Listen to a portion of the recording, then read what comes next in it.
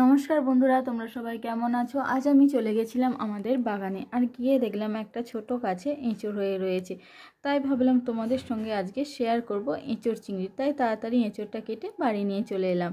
আর এখানে আমি কেটে রেখেছি ডুমো ডুমো করে আলুটা তোমরা দিতেও পারো, নাও পারো। আর আলুটা একটু আমি নুন দিয়ে কুকারে সেদ্ধ করে নেব।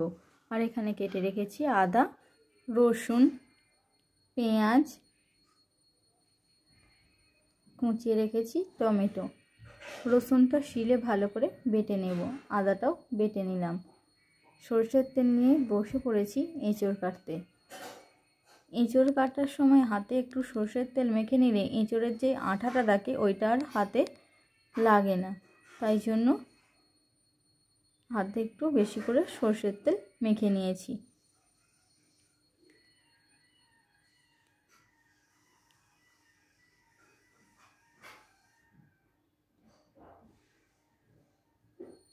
এঁচড়গুলো আমি ছোট ছোট পিস করে কেটে নিয়েছি।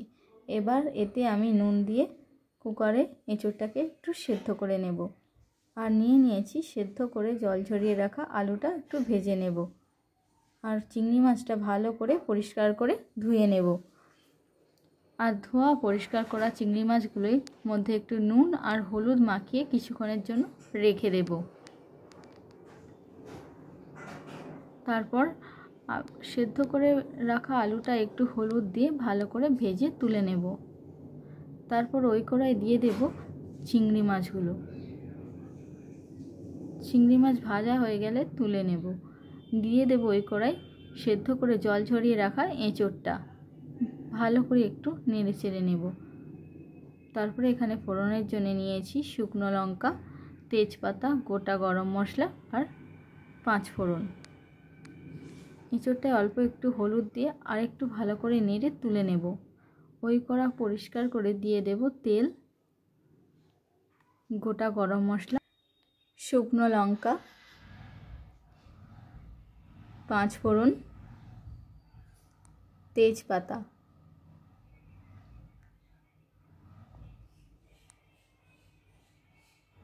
দিয়ে দেব কুচিয়ে রাখা পেঁয়াজটা একটু ভালো করে ভেজে নেব যতক্ষণ না বাদামি কালারের হয়ে যাচ্ছে।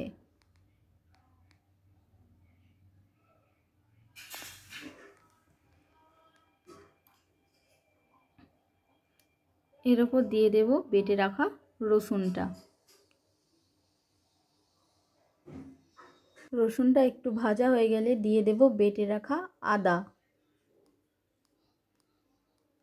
দিয়ে ভালো করে নেড়ে চেড়ে একটু জল দিয়ে মশলাটাকে কষিয়ে নেব।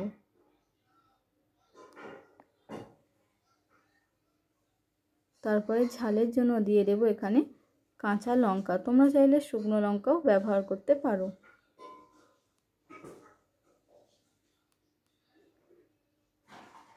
দিয়ে দেব কেটে রাখা টমেটোটা।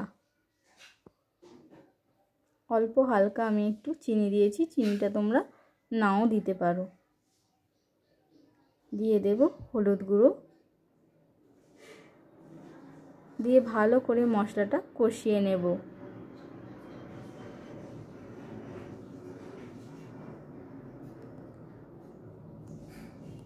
দিয়ে দেব মশলার বেটে রাখা জলটা।